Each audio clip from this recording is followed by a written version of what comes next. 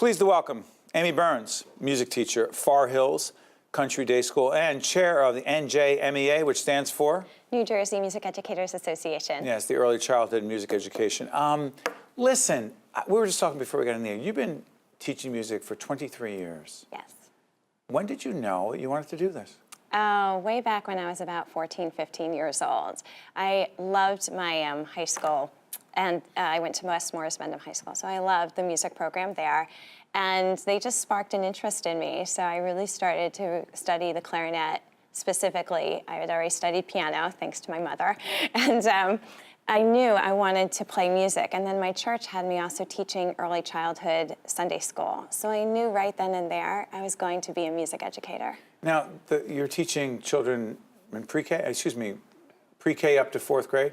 I teach personally pre-K to 4th grade at my school. It goes pre-K to 8th grade at Far Hills, and I also do a waddler and a toddler program once a month. Yes, a mommy and music, mommy and me, yeah, caregiver and me. I want to give back to the community that I grew up in. So once a month, I do a free class, a music class for waddlers, 6 to 18 months, and then toddlers, 18 to 3 By the way, years. you were just talking before we got in the air about our initiative right from the start, NJ, which the website will go up as we speak right now. Yes. Again, and we just had this conversation previously with one of your colleagues, why is what you're talking about right now connected to right from the start, NJ? Well, as you know from the panel, you did a great 3-part panel with the experts, and they drove home the fact. Dealing with birth to 3. Yes, 0 to 3. And one of the facts on there was that by 3 years old, 80% of the brain is developed.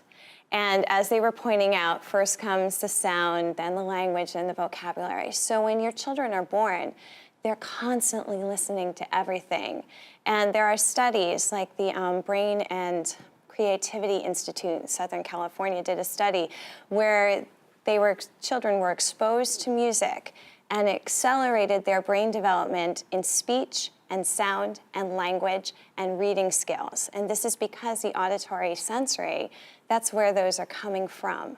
So it's really important, and I feel very passionate. So I was very thankful that Far Hills supported me 3 years ago when I asked them if we could start this community program and have a mommy and me, caregiver and me music class. Amy, you go even further than that. You've talked about the importance of exposing children who are not in this world yet. Yes. You know, in a prenatal situation to music. Talk about that. Well, Zoltan Kodály, who is a Hungarian ethnomusicologist. You think I didn't know that? I did not. No, I did not. I'm sorry.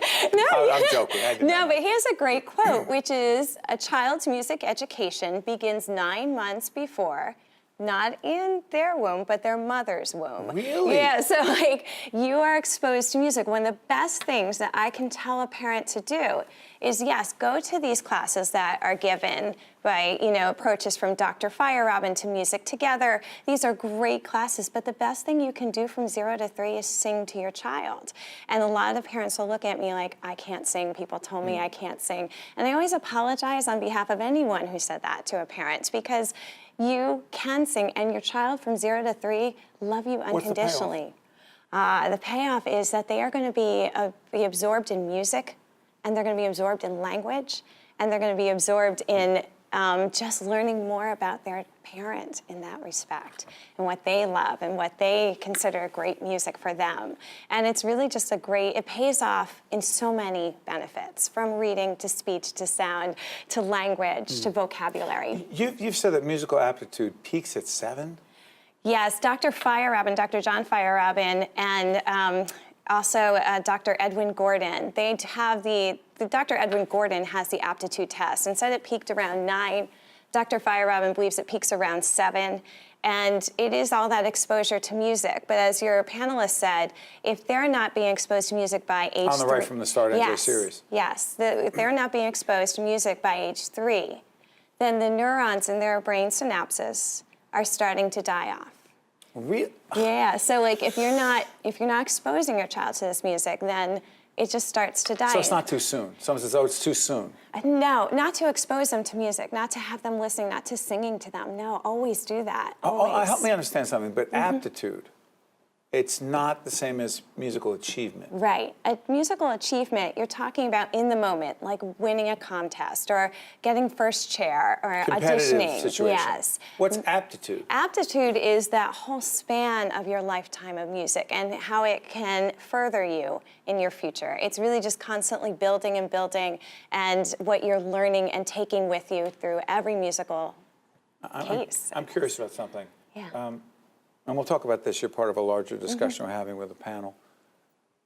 Technology. To what degree has it influenced how you teach music to students pre-K to fourth grade?